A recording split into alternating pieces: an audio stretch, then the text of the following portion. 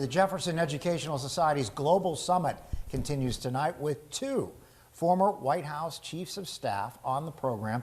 President Clinton's chief of staff, Mac McLarty, and President George W. Bush chief of staff, Andrew Card, sharing their insights. Yeah, and Andy Card visiting a history class earlier today at Gannon University. Our Lisa Adams was there. Lisa, what did he have to say to the students?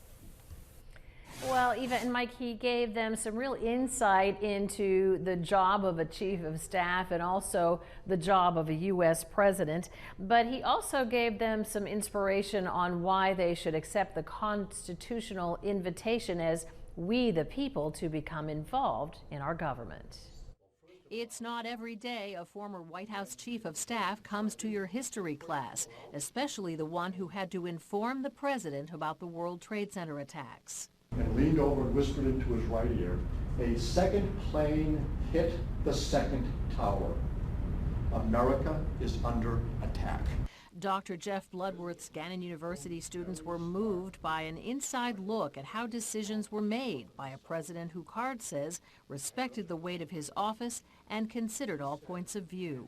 Today it seems like there's a lot of aggression between who's right, who's wrong, but for this position it seems like it's more of mature decision making.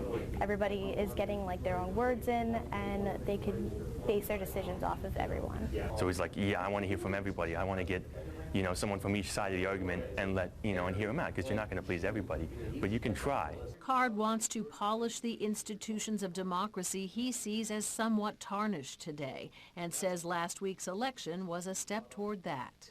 I do not believe that a party should be motivated by a personality. I think it should be motivated by policies and philosophy and expectations of doing good and making the right changes. I'm all about spreading love, not inviting hate or distrust.